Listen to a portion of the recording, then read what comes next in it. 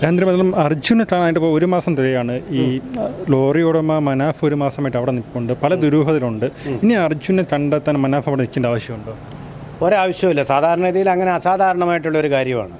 മനാഫിന് ഇത്രയൊരു ആ സ്ഥലത്ത് തന്നെ നിൽക്കുക, 1 കോടി രൂപ മുടക്കാമെന്നൊക്കെ പറയുക, ഇതൊക്കെ അസാധാരണമായിട്ടുള്ള ഇത്രയും മനുഷ്യസ്നേഹം ഉണ്ടോ മനുഷ്യനെന്നുള്ള ഒരു സംശയം നമ്മളിൽ ഉൽപ്പാദിപ്പിക്കുന്നുണ്ട്.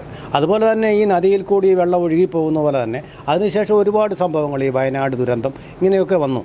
അപ്പം ഈ മനാഫ് മാത്രം കൺസിസ്റ്റൻ്റായിട്ട് അവിടെ തന്നെ നിൽക്കുന്നുണ്ട്. മറ്റുള്ളവരെല്ലാം ഇപ്പം മാധ്യമങ്ങൾ തന്നെ പുതിയ വാർത്തകളും തേടിപ്പോയിട്ടുണ്ട്. അർജുനൻ്റെ ഒരവശിഷ്ടം പോലും വയനാട് ദുരന്തത്തിൽ കിട്ടിയതുപോലെ ശരീരഭാഗം പോലും നമുക്കിതുവരെ കിട്ടിയിട്ടില്ല. അത് എവിടെയാണെന്നുള്ളതും ദുരൂഹമായിട്ടിരിക്കുന്നു.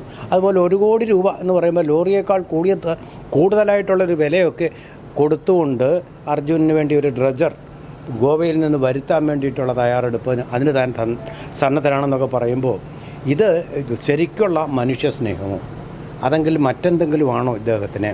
സാധാരണഗതി മുതലാളിമാർ ലാഭത്തെക്കുറിച്ച് മാത്രമേ ചിന്തിക്കാറുള്ളൂ. ഇത്തരം ചൂഷണമാണല്ലോ അത്.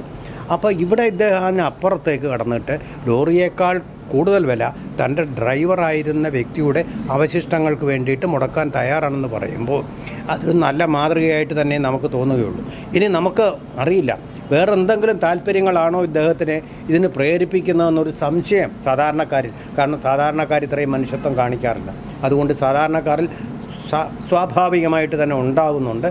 എന്തായാലും ഇതുവരെ നമുക്കൊരു ക്ലൂവും കിട്ടിയില്ല. പട്ടാളം വന്നിട്ടും രക്ഷാപ്രവർത്തകർ വന്ന് NDRF വന്നു, ഇങ്ങനെയൊക്കെ വന്ന് അവസാനം ഒരു മത്സ്യത്തൊഴിലാളി അദ്ദേഹവും വന്ന് പരിശോധിച്ചു. ഇക്കാര്യത്തിൽ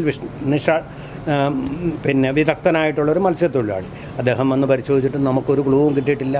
ഇനിയിപ്പോൾ എന്താണ് സംഭവിക്കാൻ പോകുന്നത്? ഇദ്ദേഹം പറയുന്നത് ആ മണ്ണിനടിയിലേക്ക് ഡ്രഡ്ജർ വെച്ച് മണ്ണ് മാന്തിയിട്ട് അവിടെ പരിശോധിക്കണമെന്നാണ്. ഒഴുക്കിനെതിരെ നീന്തലാണിത്. അപ്പോൾ അത് സംഭവിക്കുകയാണെങ്കിൽ എന്തെങ്കിലും കിട്ടുമെന്ന് പറയുന്നു. പക്ഷേ അദ്ദേഹം നേരത്തെ പറഞ്ഞ പല കാര്യങ്ങൾ നമ്മൾ പ്രയോഗിച്ച് നോക്കിയിട്ട് ഇതുവരെ കിട്ടാത്ത ഒരു സാധനം അങ്ങനെ കിട്ടുമോ എന്നുള്ളത് വലിയ സംശയാസ്പദമാണ്.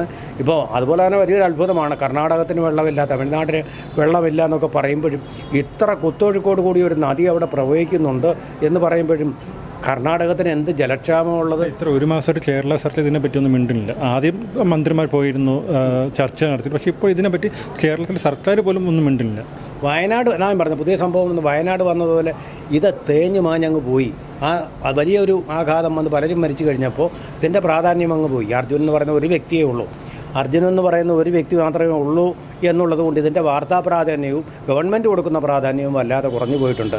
പക്ഷേ നമ്മൾ ഓർക്കൊണ്ട് അവിടെ ഒരു മനുഷ്യത്വം വേറെയുണ്ട്. അതായത് ഈ അവശിഷ്ടമെങ്കിലും ഒന്ന് കണ്ടുകിട്ടി, പരേതൻ്റെ ഒരു ഭസ്മമെങ്കിലും കണ്ടുകിട്ടി, ചിതാഭസ്മമെങ്കിലും ഒരുക്കാൻ പറ്റിയ എന്തെങ്കിലും ഒന്ന്, അദ്ദേഹത്തിൻ്റെ ആത്മാവിന് നിത്യശാന്തി നേരാൻ പറ്റിയ എന്തെങ്കിലും ഒരു സ്മാരക ശില കണ്ടെത്താൻ കഴിഞ്ഞാൽ അവർ സംതൃപ്തരാകും. അവർക്കിതിന് കഴിയുന്നില്ല. ആ കുഞ്ഞിൻ്റെയും ആ അമ്മയുടെയും അവരുടെ അർജുനൻ്റെ അച്ഛൻ്റെയും അമ്മയുടെയും ഒക്കെ ദുഃഖം എന്ന് പറയുന്നത് തീരാ വേദനയായിട്ട് തന്നെ തുടരുന്നു. മറ്റെന്തെല്ലാം സംഭവങ്ങൾ പിന്നീട് ഉണ്ടായാലും അവരുടെ വേദനയ്ക്കുള്ള ശമനമാവുന്നില്ല. അതിന് എന്തെങ്കിലും വഴി എല്ലാവരും കൂടി ചേർന്നിരുന്ന് കണ്ടെത്തിയെങ്കിലേ പറ്റൂ. ആ കുടുംബത്തിന് ആശ്വാസമേകുക എന്ന് പറയുന്നത് വളരെ പ്രധാനപ്പെട്ട ഒരു കാര്യം തന്നെയായിട്ട് അവശേഷിക്കുന്നുമുണ്ട്.